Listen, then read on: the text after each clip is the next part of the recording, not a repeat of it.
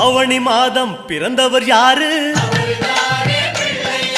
பாடும் வினையை ஒழிப்பது யாரு? ஆதவன் வணங்கும் தெய்வம் யாரு? பூமியை தாங்கும் புண்ணியன் யாரு? அனலாசுரனை தின்றது யாரு?